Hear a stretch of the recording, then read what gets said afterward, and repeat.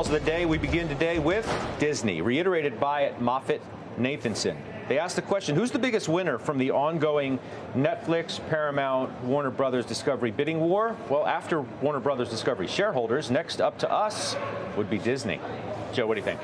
I'm not sure about that. Look, we put a position on here at the end of October at around $112, and we did not put it on based on revenue growth, which is important to us. Revenue growth for this company has been low single digits for the last several years, so that's troubling. It barely squeezed in. If you think about holding 125 stocks and you were to rank them, almost like college football rankings, this was literally right at the bottom, and it was there because it had a surge in the second quarter, a significant momentum move, and that's why we bought it. Where it is right now, it's kind of flatlining. The end of January, we'll take a look at it, but I'm not going to speak with confidence about it because I really don't feel confident about this position. Do you wish it pulled in Notre Dame and refused to go into your index? That's a great analogy. I don't know if my compliance department will have a problem with it, but yeah, maybe. All right. I think the writing's on the wall. If it was in a better conference, maybe it'd be better. I don't know. Exactly. All right. Colgate-Palmolive. I couldn't resist. Upgraded to overweight at Piper Sandler. Jason, you own the name. What do you think? Yeah, so I mean, obviously the price action hasn't been great over the last year. It's down almost 12%, and there's been earnings and revenue softness over the past year. But I mean, for me, this is a call on emerging markets resurgence, which I think will be positive for the stock. It's a multinational name, so I think that will be a catalyst. So let's see how it plays out. A lot of the staples haven't done well, but I think this year will be better. All right, what do you think about First Solar, Joe? I think this is an interesting one. This stock is downgraded up, today. Yeah, Jeffries. it's up 22% over the last 52 weeks, and that's surprising in the face of the big, beautiful bill. And the stock is now pulled back. Look, you've had margin compression. They've lowered guidance consistently through 2025, but why has it worked? Why is it up 22%?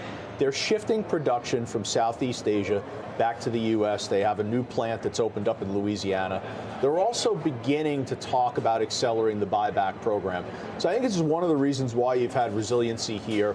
I want you to rely on the technical formation because it hasn't broken below your 100-day moving average here since the early part of 2025. It's right there at the 100-day now. So if you have a long position, utilize that as an important point of reference, but otherwise maintain a bull bias. All right, let's go Toll Brothers and D.R. Horton as we think about the housing trade. So Toll gets initiated market outperform.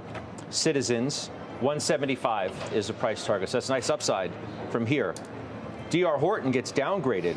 Same firm to market perform. What do you think, Steph? These are both yours. I mean, everybody hates D.R. Horton now. Everybody hates housing, and that makes me more interested in wanting to buy more of these. Jason doesn't hate housing. I know. He's with me.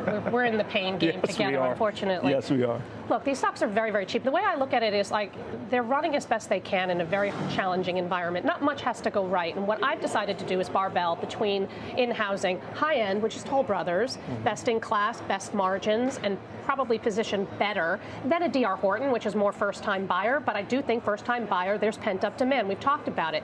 Is it going to be all of the 4 to 5 million out there millennials that are looking for a home? Probably not. But I think you just need interest rates to come down just a little bit. And if they do, I think both these stocks will move a lot higher.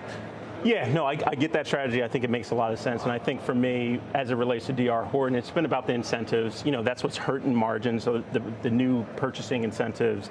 The Fed is accommodative. So if rates do come down, I think this could really lift this stock. It's kind of the way I look at KRE and regional banks in the financial sector. All right, so take one of the 3 A's for me, Joe. Okay? Amphenol, buy at B of A, Allstate, top pick at JPM, Ametek, target raised at Rothschild. Very easy. Amphenol. We've owned this. Steph's going to love this. Since inception, for over 5 years, it's up 345%. Technology company, communications oriented, diversified in terms of where they're delivering their products, delivers that double-digit revenue growth on a consistent basis. It's the one name that we've held for the entirety of the ETF. Okay.